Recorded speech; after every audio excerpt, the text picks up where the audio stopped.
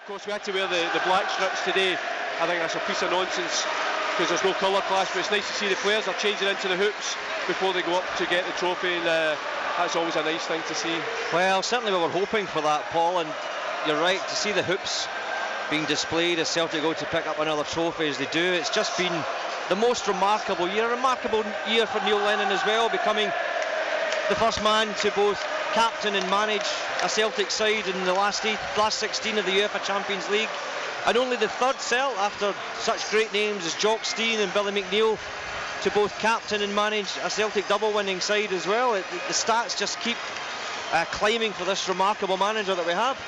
And I think, you know, you have to remember as well, it's a young Celtic team that he's building here, and I think the experience, we spoke about it before, Jerry, that part of the experience that they've gained this season has been having to cope with the twin demands of a domestic campaign and a very, very tough European campaign. So having to go away and play teams like Barcelona and Benfica and Spartak Moscow, and then coming back at the weekend and facing tricky domestic games. And those are the demands that, you know, every Celtic team want to face, because that means that you're successful. And I think this season as well is obviously given us 2 pieces of silverware. I think this team, you know, they have a very, very short break before they're back again, but they want to be back in that Champions League group stages again, because that was quite magnificent, and European nights at Celtic Park are always great.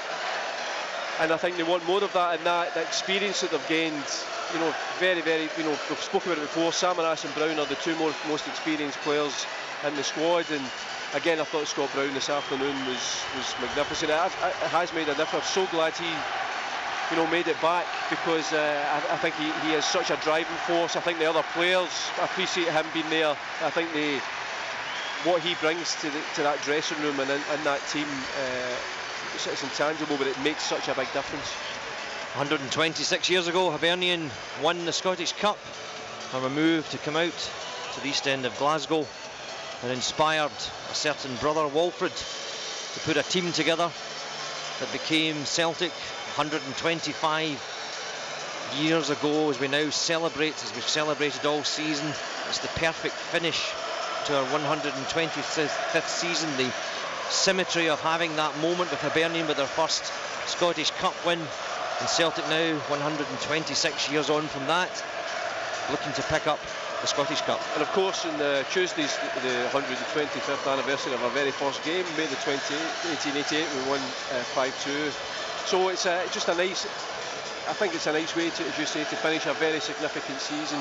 It's always nice to finish here at Hampden and win. It's, you know, I think for a lot of us, it is some of our earliest memories coming for the big game. You win the trophy on the day, and it's absolutely, you know, it's a great day out. And you know, it was wonderful to look out around Hampden and all you saw was green and white, and that's, to me, that's just the way it should be.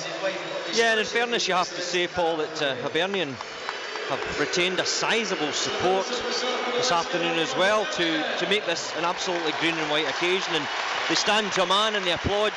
And they're getting a really good reception from the Celtic fans as well, to be fair. And I mean, it's no consolation for them. It's, you know, for the Hibs fans, it's another year, but this, you know, this thing round their necks. But you know, I think it was always going to be difficult, because, you know, you're playing the best team in Scotland by a mile. But you know, they made a game of it. They certainly didn't capitulate the way they did last year, and I think that was always in the back of their minds.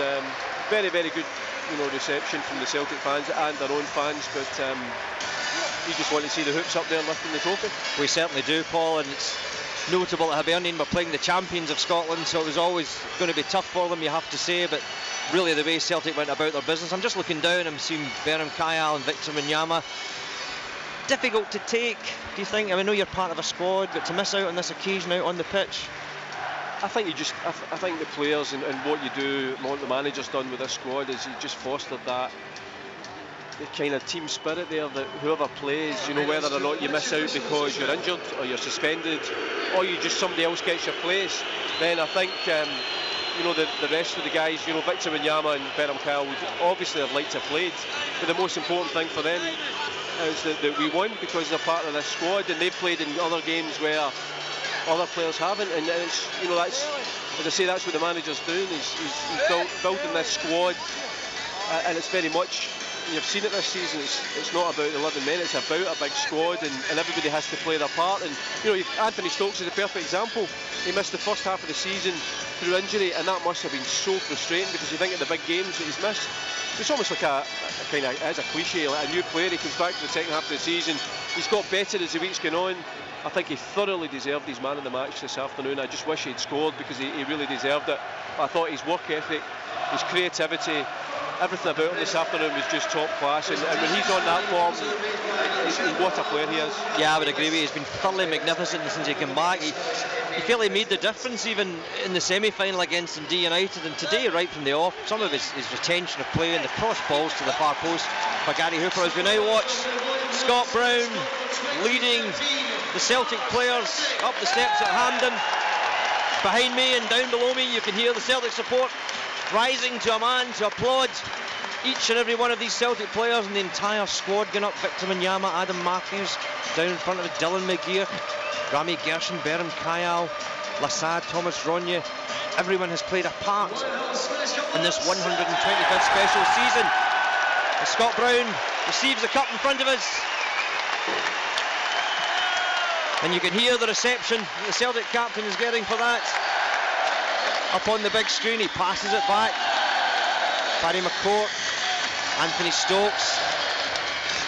I mean, you know, Scott Brown is a winner. I think he's just, over the years, he's matured as a player. I think, you know, from a young raw talent at Hibs, I think he's really developed. He's such an important player for us, an important captain, and you know, he is the manager's leader on the park. And once again, you know, it's just great to see him getting up and lifting this trophy, the first trophy we won under Neil Lennon, and you know, the double now, and it's a great way to finish a momentous season.